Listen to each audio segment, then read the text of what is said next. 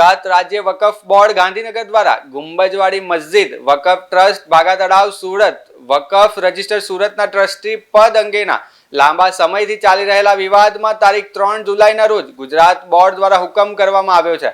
વાંધેદાર પક્ષકારો વતી બોર્ડમાં દલીલો કરનાર અમદાવાદ સ્થિત એડવોકેટ સાકિબ એસ અંસારીએ જણાવ્યું હતું કે ટ્રસ્ટના પીટીઆર રજિસ્ટર પર નોંધાયેલ મૂળ 5 ટ્રસ્ટીઓ અલ્તાફ મોહમ્મદ સલીમ ચક્કીવાલા, હાફિઝ અબ્દુલ રઉફ અહમદભાઈ કાપડિયા, રઉફ રઝાક હાજી સુલેમાન ચક્કીવાલા, મુફ્તી હાસિમ મિયા મોહમ્મદ સોપારીવાલા અને મોહમ્મદ અમીન હાજી અબ્દુલ રહેમાન પાપડવાલા વચ્ચે તારીખ 28/11/2025 રોજ યોજાયેલી કથિત જનરલ સભા બાદ ટ્રસ્ટી પદમાં ફેરફારને લઈને વિવાદ સર્જાયો હતો। એક તરફ મુફ્તી હાફિઝ મિયા મોહમ્મદ સોપારીવાલાએ ફેરફાર રિપોર્ટ દાખલ કરી પોતાની અને અન્ય નવા ટ્રસ્ટીઓની નિમણૂકનો દાવો કર્યો હતો।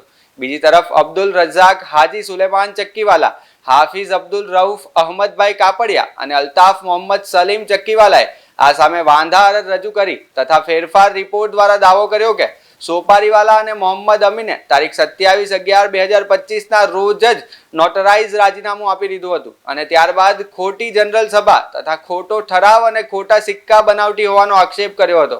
આ અંગેની સુનાવણી અને બંને પક્ષોના સોગંદનામા, દસ્તાવેજી પુરાવા અને લેખિત રજૂઆતો ધ્યાને લઈ ગુજરાત રાજ્ય વકફ બોર્ડના મુખ્ય કારોબારી અધિકારી પ્રદીપસિંહ રાઠોડે તારીખ 3/7/2026 રોજ કરેલા હુકમમાં જણાવ્યું છે કે મસ્જિદ ટ્રસ્ટની તારીખ 10/6/2026 રોજની બોર્ડ મિટિંગમાં ઠરાવ અને ફેરફાર રિપોર્ટ મંજૂર કર્યો છે અને ફેરફાર રિપોર્ટ દફતરે કરવાનો હુકમ આપવામાં આવે છે।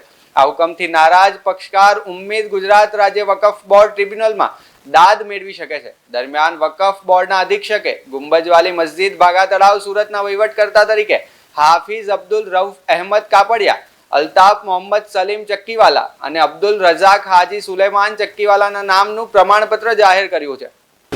મારું નામ એડવોકેટ એજાજુદ્દીન હુસૈની છે। હું અમદાવાદથી છું અને એડવોકેટ સાકિબ અંસારીની ઓફિસથી છું। વકફ બોર્ડ દ્વારા એક ઓર્ડર કરવામાં આવ્યું છે, શું છે સમગ્ર મામલો?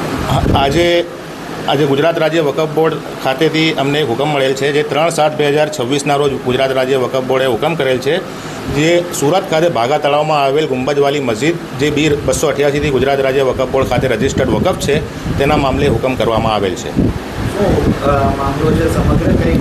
સમગ્ર મામલો એ હતો કે આ વકફની અંદર 5 મુતવલ્લીઓ હતા, જેને ટ્રસ્ટી કહી શકાય। વર્ષોથી 5 મુતવલ્લીઓ આ વકફને મેનેજ કરવામાં આવતા હતા અને આ મસ્જિદનો મુખ્ય હેતુ હતો કે આમાંથી જે પણ આવક થાય તેનો ખર્ચ મસ્જિદના નિભાવવા માટે કરવામાં આવે। પરંતુ આમાંથી જે 2 મુતવલ્લીઓ હતા, એક મુફ્તી હાસિમ મિયા મોહમ્મદ સોપારીવાલા અને એક અમીનભાઈ પાપડવાલા, તેઓ દ્વારા અંદર મસ્જિદના નામેથી જે ગેરમાર્ગે લોકોને દોરીને એક મદરસો ચલાવવામાં આવતો હતો, જેનું નામ છે અબ્દુલ્લા બિન મસૂદ। એ મદરસો ગેરકાયદેસર રીતે ચાલતો હતો અને મસ્જિદના નામે 425થી 450 સ્ટુડન્ટ્સ પાસેથી 350 રૂપિયા ફી વસૂલવામાં આવતી હતી। તેમ છતાં આ બંને મુતવલ્લીઓ બાકીના 3 મુતવલ્લીઓ પાસેથી 60,000 રૂપિયા લેખે ખર્ચ લેતા હતા, જેના વિરુદ્ધમાં અમે એમના પાસે અમને પૈસા રોકી દીધા, 60,000 રૂપિયા આપવાનું બંધ કરી દીધું આ 3 મુતવલ્લીઓ દ્વારા।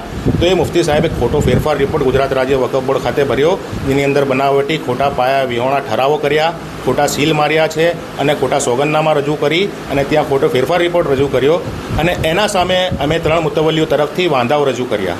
તો અમારી વાંધા અરજી પણ રજૂઆત થઈ ગઈ છે અને એમના ફેરફાર રિપોર્ટ, અને તેમ છતાં અમે એક બીજો ફેરફાર રિપોર્ટ ભર્યો, જેની અંદર અમે 3 મુતવલ્લીઓ દ્વારા એ 2 મુતવલ્લીઓને કાઢવા માટે અરજી ગુજારી હતી। તો બંને ફેરફાર રિપોર્ટનો ખુલાસો કરતો આજે હુકમ મળ્યો છે અમને।